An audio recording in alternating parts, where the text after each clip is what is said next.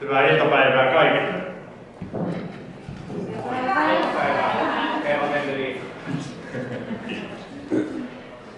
Tämä on hyvin henkilökohtainen tarina, tai ainakin kohtuullisen henkilökohtainen tarina, minkä tulen teille kertomaan kaunistelematta. Olen tämmöinen ihan maanläheinen 50, kohta 2-vuotias 4 lapsen isä, edelleen naimisissa entisen tyttöystävän kanssa 30 vuoden takaa.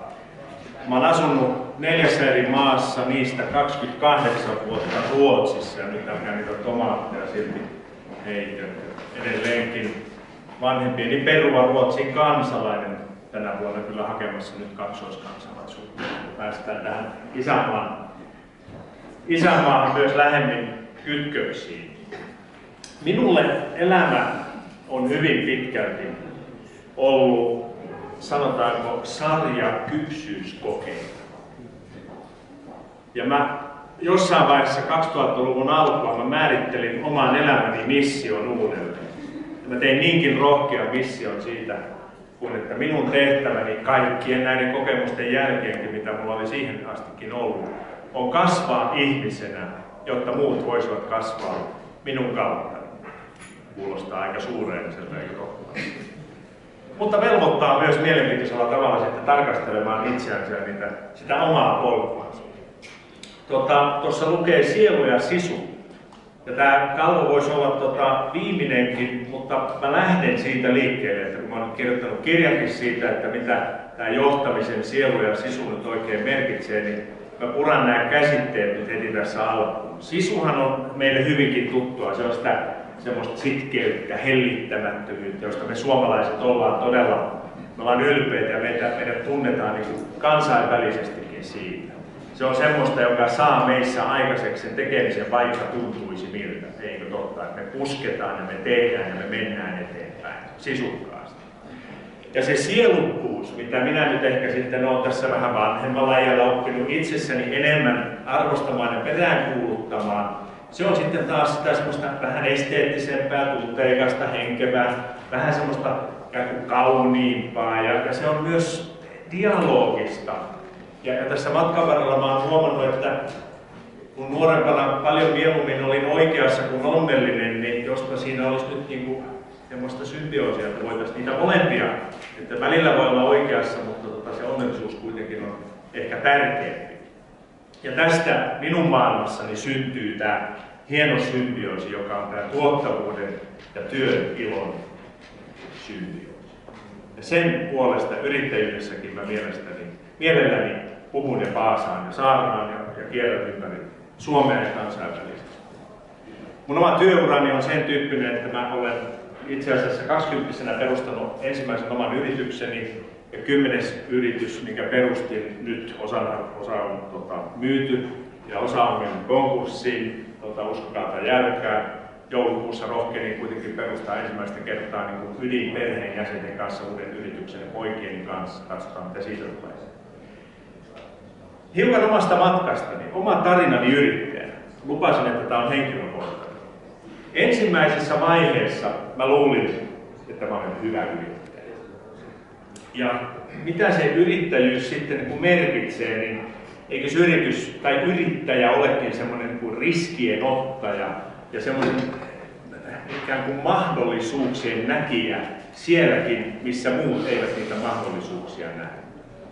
Ja sellainen, joka oikeasti haluaa löytää uusia tilanteista ja häntä nyt vaan niin kuin henkilönä jollain tavalla ohjaa ja ajaa se yrittäjyys, että minun täytyy yrittää, minun täytyy tehdä jotain niin sekä itse että muiden kautta, ikään kuin yritysmuodossa.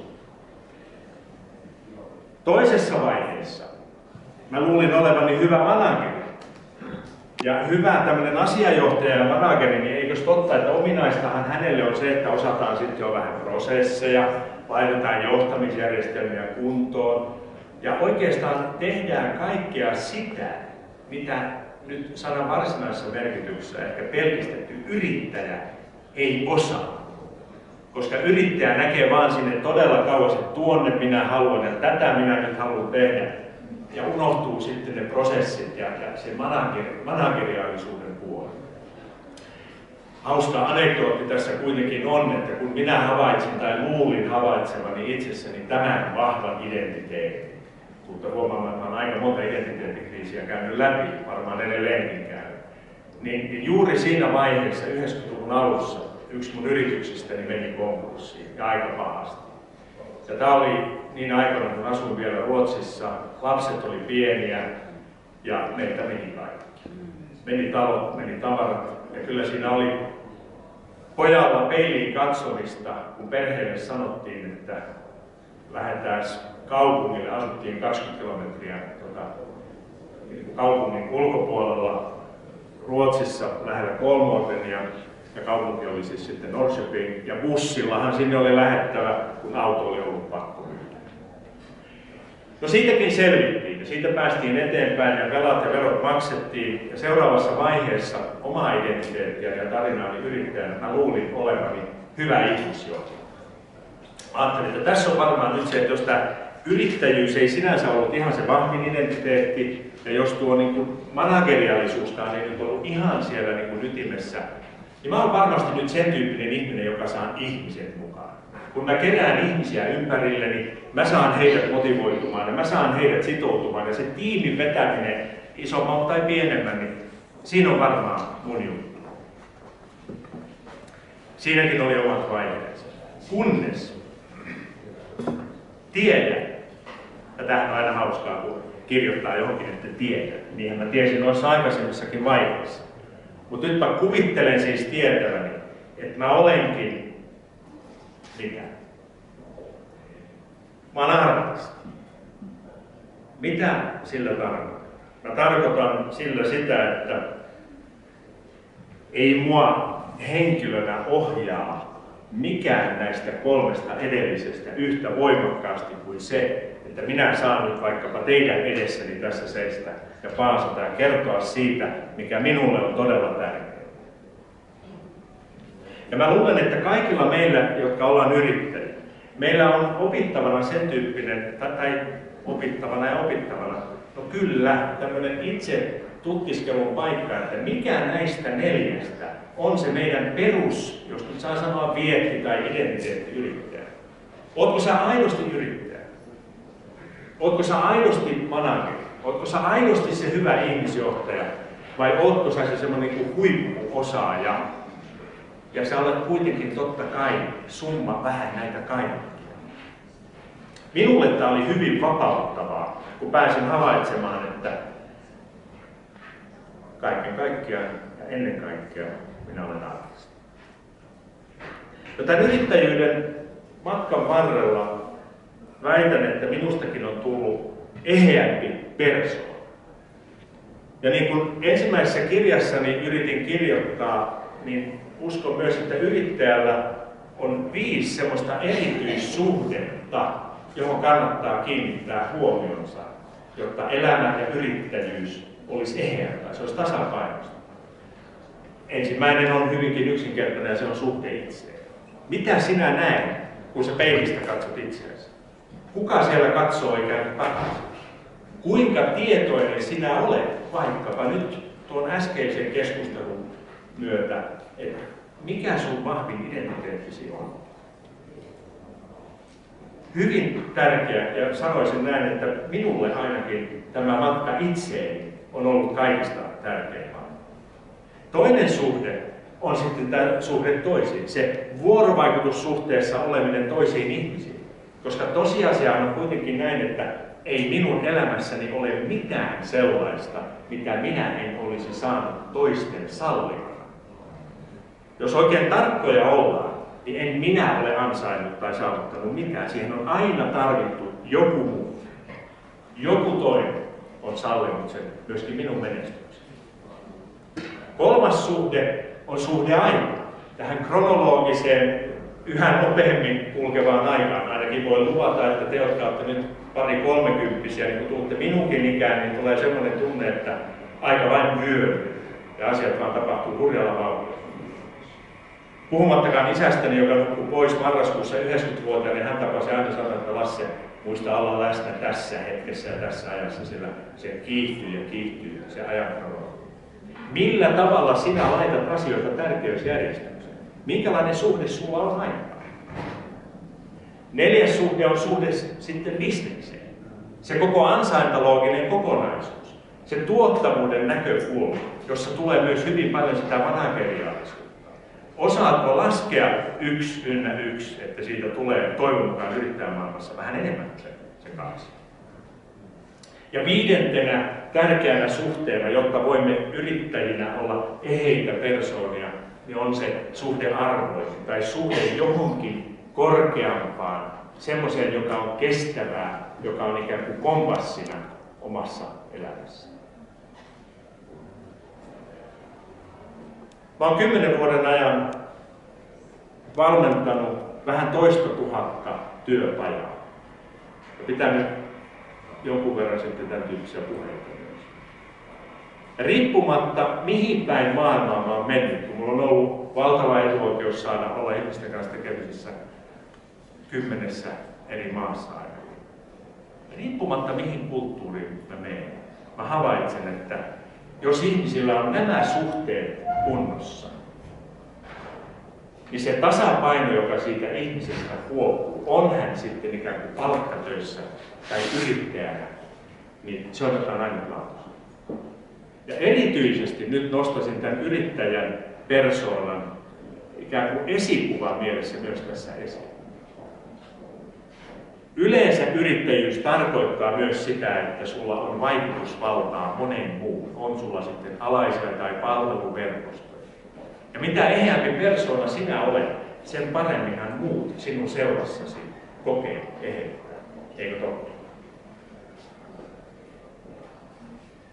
No sitten ihan pari sellaista työkalua, jotka olen matkan varrella huomannut, että ne on auttanut minua aivan tolkuttomasti.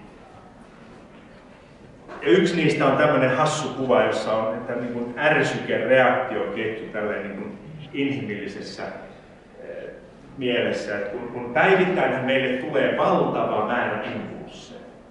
On asioita ja ihmisiä, on mainontaa, on tilanteita. Ja nyt meillä on sellainen taipumus meidän niin kuin neurologisista lähtökohdistamme, että me pyritään tekemään sitä huomisesta täsmälleen samanlainen kuin eilisestä. Ja se johtuu siitä, että aivolla on tämmöinen johdonmukaisuuden viesti, on turvallisuuden tarve. Ja niinpä me mennään autopilotilla omaa elämäämme ja yrittäjyyttämmekin aivan liian usein.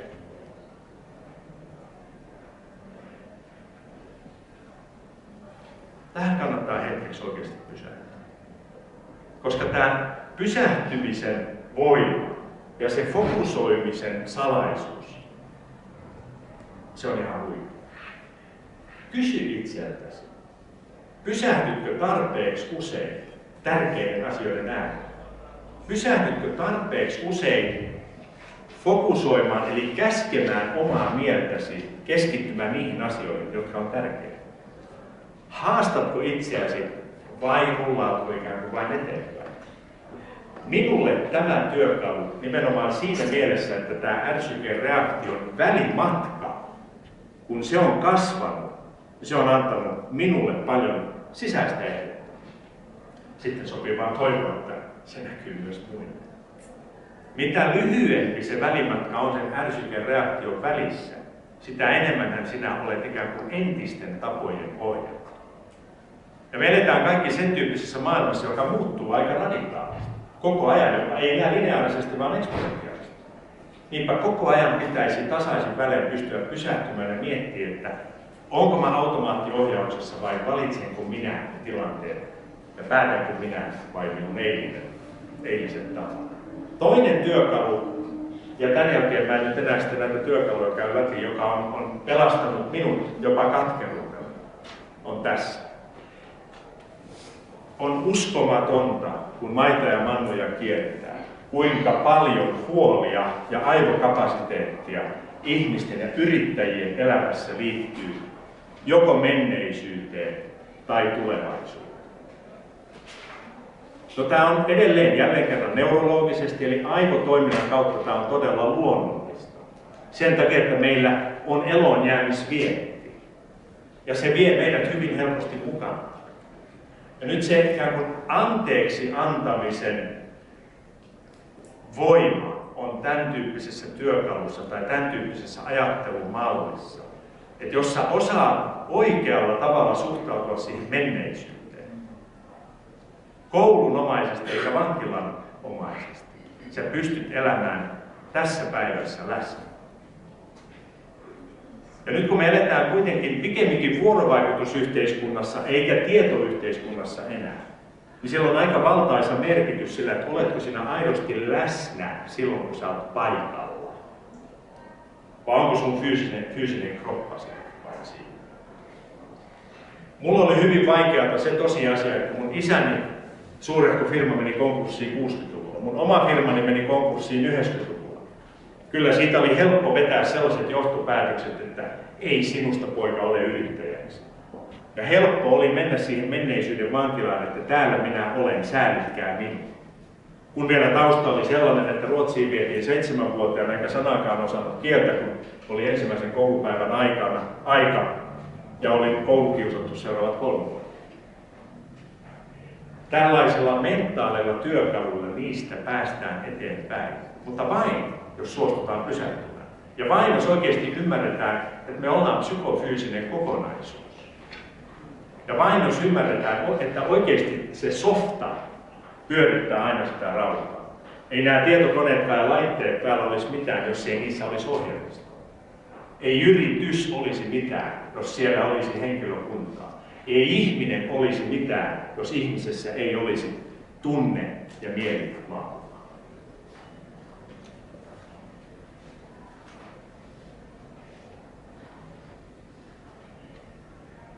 Ei ole olemassa kuin yksi kasvun este. Ja se on ihmisen mieli. Ja sen ihmisen mielen haltuun ottamiseen tarvitaan sekä sisukkuutta että sielua.